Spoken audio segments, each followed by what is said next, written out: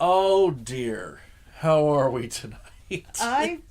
I don't know. I can't speak for you, but I'm feeling I'm- fine. How are I'm you? flourishing, Lonnie. Is that the royal we? I am flourishing. Nobody said we. I said I. No, you said how are we doing? You and I, yeah. I'm glad you're flourishing. I am. Watch out, it might spill over. What'd you see this week? I saw A Christmas Story. Oh, yes. The musical. This is, I guess, a classic now. Oh, it totally is. It's funny. It's based on the movie, which was based on a book. As many things Yeah, are. and this whatever. Have you ever seen the movie? Yes, Oh, yeah? I saw it at the theater when it came out. Oh, okay. It was funny. Yeah, I've never actually seen it in its entirety. It's always Oh, it's on at Christmas, like in the background when you go over to like your aunt's house for Christmas, and so I've caught it in bits and pieces over the years. Maybe I should just watch it. I don't know. But Maybe you should. It's but very it's cute. the musical being done at Yeah. Little Lake. And I've seen many versions of this. Little Lake has done this before, but not the musical. And other theaters have done it, and I really enjoyed the musical. It was really, really fun, and it told the story very clearly and accurately, just like the movie. And it just was such a sweet look back on childhood and remembering the 'Cause this is excitement what being you a- felt as a kid being a at child in Christmas. the 70s? 40s 40s. in Indiana. Okay. So it's really cute, the time of innocence, and when kids were a lot more innocent then. Now, I know a lot of things haven't changed, but believe me, kids in the 40s were a lot more innocent. Not that I was a kid then yet.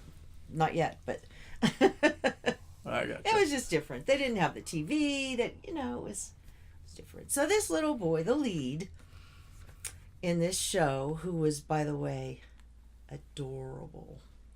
The young man, Ralphie, was played by Dylan Lawton. And all Ralphie wanted was his Red Ryder carbine action. But he'll shoot his BB eye gun. out, right? Yes. That's what they say. Like, Yes, if you, that's part of it. And that's Everybody's- what we all heard growing up, Put your eye out. But anyway, I highly recommend this. It was so much fun, and it had everything that you would want to see in a musical.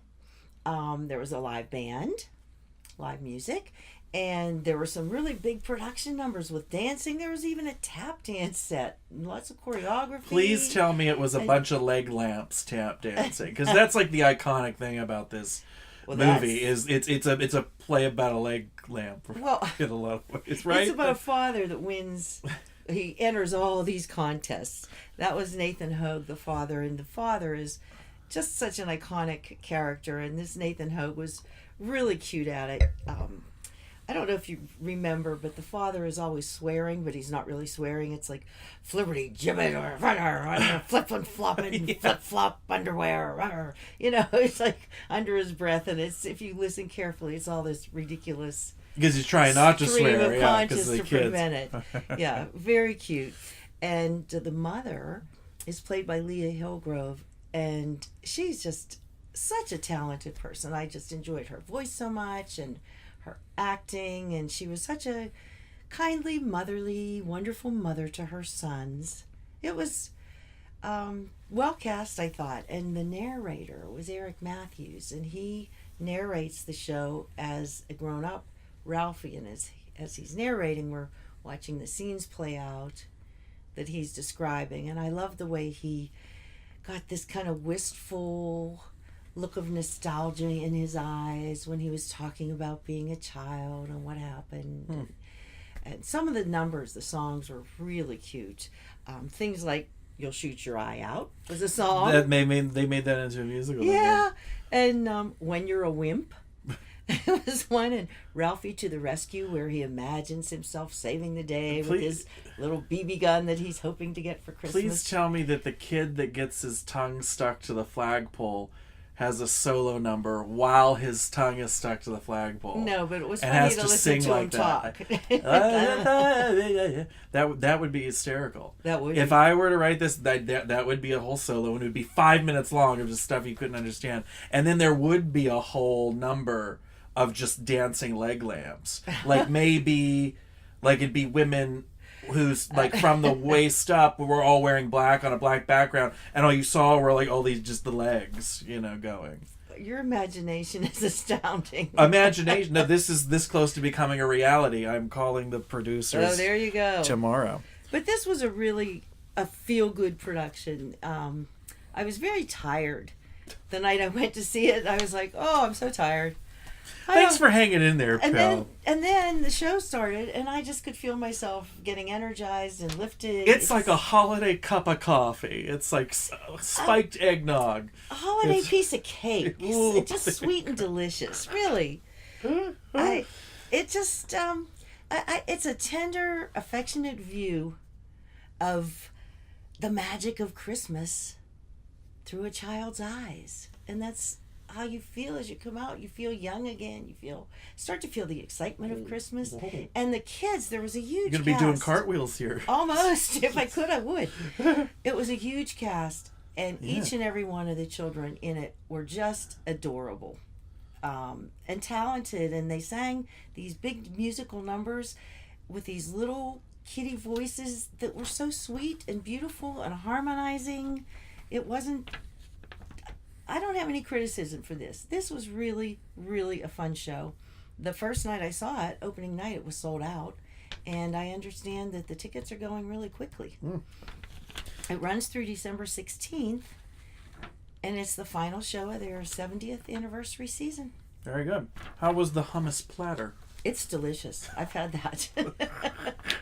I've had almost everything on that menu. You're a connoisseur out there. Now, if I got you this for Christmas... No, I don't want that. Well, I know you don't. But if I did, like, I'd give it back to you. Really? Yeah. Not even as a friend would you like be? Oh, that's really nice. No. And like plug it in and put it out when I came over. Really? No, we know each other too well for me to pretend to be nice. What if we didn't? If we didn't know each other well, and I was like, look, I really thought of you when I saw this. And because of the fishnets, huh? Right, and I got you two to put side by side because that then more resembles you more. Well, if I didn't know you very well, I might pretend to like them, but I doubt it. So what? The more brutally honest you are, I guess, the more... Yeah, I guess that makes sense. I've done that with gifts. I've opened them and said, oh, this is so nice, thank you, but why don't you just return it? I know you spent a lot of money on it, and I wouldn't use it. Oh my God, I would be crushed. Even as like polite as that's trying to be, I would know what you meant. Well, what I mean is take it back and get your money back. I won't use it. How have people reacted when they take it back and get their money back? Do you ever see them again? Yeah. Because they're family and you're stuck with them. Is that what? Yeah. Okay. And they're stuck with me. Well, this year give the gift of a ticket to this wonderful, heartwarming holiday show. Huh? Oh, I think anybody and everybody would enjoy it. There was so much humor and joy. It was really a nice night out. Humor and joy. Yeah, if you're in a bad mood, go see it. You won't be in a bad mood anymore. I might never leave then.